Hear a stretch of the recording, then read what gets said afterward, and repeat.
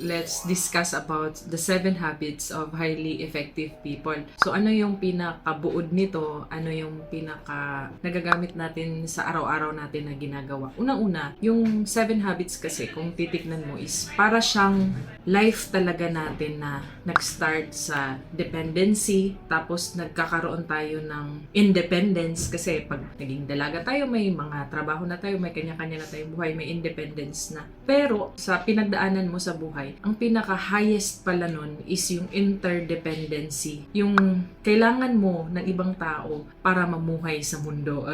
Di ba sa pagkain pa lang, isipin mo, paano ka makakabili ng mga pagkain sa market kung wala yung mga tao na yun yung nagtatanim, yung nag-deliver logistics noon papunta sa market, tas mga tao sa market na sila yung nagpe-prepare, sila yung may merchandise ng mga pagkapagkain at anything na nakikita natin sa market na doon tayo, di ba, pumupunta, bumibili. So example yun na talagang hindi ka mabubuhay dito sa mundo kung mag-isa ka lang. Yung pinaka-highest form na interdependence, yun talaga yung pinaka-essence or yung pinakaturo talaga ni Stephen Covey sa book na yon, sa 7 habits. Pero kinategorize niya yung 7 habits of highly effective people into 2 parts. 3 yun sa base sa life natin, no? Pero kung makikita mo from yourself, sa inner mo, at sa labas. So dalawa, parang sa eggplant, di ba, pag namimili tayo, since example natin yung pagkain, no? Yung eggplant, may makikita mo na makintab,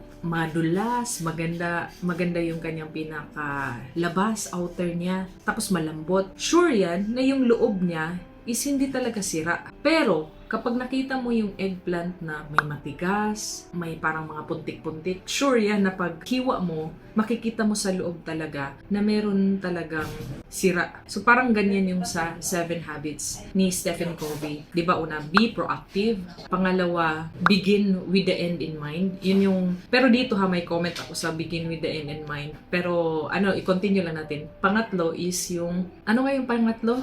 Put first thing first. Kasi yung tatlong yan, nasa loob mo yan. Ikaw yung, kung sa eggplant pa, ikaw yung nasa ilalim nun. So kung ano yung reflection mo dun, ano yung nasa loob mo, magmamanifest siya dun sa outer or dun sa skin ng eggplant, which is yun yung, di ba, sa continuation ng tatlo. So, think win-win, yung pang-4. Yung pang-5 is seek first to understand, then to be understood, di ba? So, sa outer na siya, sa labas na siya, hindi na siya sa inner mo. Tas pang-6 is synergize, yung syempre magtutulungan. And then, pang-7 is sharpen the saw. Yung sharpen the saw kasi, yun yung parang uulitin mo yung lahat ng 6 na yun, ng 6 habits na yun. At the same time, mag-focus ka kung paano ka makakakuha ng energy, through pagkain, through health, through pagkain talaga lang sinasabi kasi kaharap ko kasi si Madam Cha, mahilig kumain.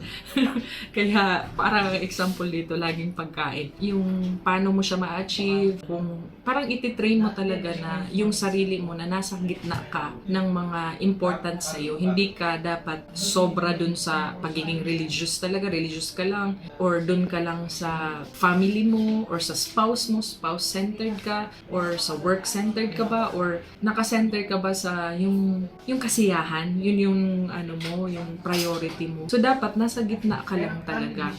At sa pinaka last part ni Stephen Covey is talagang nasa center ka nung mga yun, pero sa above mo is si God. Yun yung maganda doon. Pero ito lang yung medyo question lang hindi naman totally pangit. Yung sa begin with end in mind, maganda talaga siya, na-visualize mo. Pero ito lang yung nakikita ko na medyo kailangan din natin i-balance kasi kung na-visualize mo na ano yung pinaka-future mo or ano yung mission statement mo, ano yung pinaglalaban mo sa buhay. Pero darating at dadarating ang time na may mga changes talaga na hindi natin mapapansin. Like changes, like nag-asawa ka, wala kang jowa ngayon, bigla ka palang nagka-jowa. Tapos niyaya ka niya magpakasal. Tapos nagka-anak kayo. Yung priorities mo nung nagbasa ka ng 7 habits is, ito yung mission statement ko, ganito siya. So meron siyang tendency na magbago. May changes talaga. Kaya siguro yung sinabi din ni Stephen Covey is basahin mo siya ngayon, tas the next na naman, yung hindi siya yung tipong isang beses mo lang siya babasahin. Yun yung nakikita ko na parang maging, para kang, hindi ka pwedeng kahoy na stand lang na yung roots mo hindi siya talaga sa ground. Kasi pwede ka lang mag-sway, di ba? Pero pag may malakas na mga bagyo, ganun, kasi sobrang stiff mo, pwede kang matumba. Isa yun sa nakikita ko na pwedeng yung sa begin with the end in mind, at saka yung think win-win. Kasi may mga situations talaga sa life na hindi siya applicable. Like mga situations na, example, may mga pangyayari talaga na yung kausap mo pala, hindi siya honest. Never talaga niya inisip. Mag-think win-win. Win-lose pala yung iniisip niya. So pwedeng yung part na yun, hindi siya totally applicable talaga sa life. Yung parang real ba na, pwede kang masaktan dito sa mundo kasi hindi lahat ng iniisip mo na, ay, mababait talaga lahat, ganon. May downside din talaga. Kahit nga tayo, di ba? Meron tayong mga ugali na pangit. Tapos sasabihin natin sa iba na, ito si ganito, ganyan. Oy, di ba?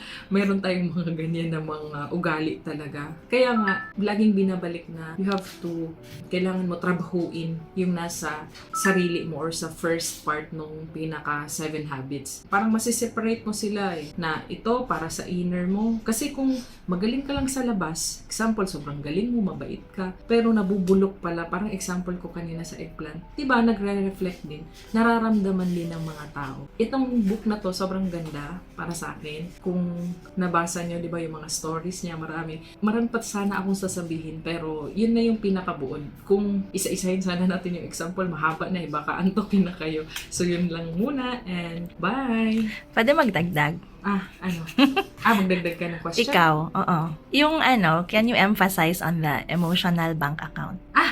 Yung sa emotional bank account, kasi kaya hindi ko na shinare sa inyo kasi sure ako, yan din yung favorite nyo na part kung binasa nyo talaga. Yung emotional bank account kasi, kaya may mga relationship na nagtataka ka, wait, may friend ako, hindi naman kami nagkita, pero friend pa rin kami pagkita namin. Kasi, yung emotional bank account nyo is okay. Nung time na nagkita kayo, tas nung nagkita kayo ulit, magkukontinue lang siya. Pero, kapag constant or lagi kayong magkasama, for example, sa book club, di ba, lagi kayong magkasama, dapat regular din talaga yung pagdidilig nyo or paglalagay ng emotional bank. Kasi may tendency na minsan sasabihin ni tas ma-offend ka. For example hindi mo na yan maiiwasan or hindi mo mapapansin. Nababawasan. Pero may mga time din, ganyan. May maganda din kayong napag-usapan, so madadagdag naman. So pag meron kayong mga constant or may mga malalapit kayo na relationship, kailangan talaga everyday talaga. Like sa spouse, sa mama at papa mo kung magkasama kayo, meron talagang constant na kahit small siya, hindi siya kailangan na pag birthday party lang, may gift ka na ibibigay na sobrang mamahalin. May mga maliliit lang, like kunan mo siya ng tubig, timplahan mo siya ng kape, mo yun, maiipon yan Tapos, kapag may tendency or may mga pangyayari na mag-aaway kayo, for example, hindi naman maiwasan, at least meron kayong mabubunot or hindi siya magiging negative. Kasi kaya nag-aaway talaga lahat. Yun yung sabi ni Stephen Covey, which is sa kanyang emotional bank na theory or totoo talaga, as in, kung ma-observe mo, simula nung nabasa ko yan at nakita ko yung emotional bank, mas na-appreciate ko na, itong taong to, medyo konti lang yung emotional bank ko dito. So, kailangan ko dagdagan. Pero hindi naman necessarily na ipilitin mo, di ba? Kung ayaw mo talagang dagdagan, wag. Kasi, di ba, dagdag pa sa iisipin mo. Kasi, syempre, limited lang yung time natin Pero at least, alam mo na yung pinaka-essence ng emotional bank. Magagamit mo siya for personal at the same time for others. Magagamit mo siya. So, yun lang. Another question? Charot. Wala na. Thank you. You just follow. Si Diane has a YouTube channel, Engineer Diane B. Follow her on YouTube. You will learn about construction, houses, paano magkabahay sa murang halaga. Sige. Thank you. Thank you, Bye-bye. Diane.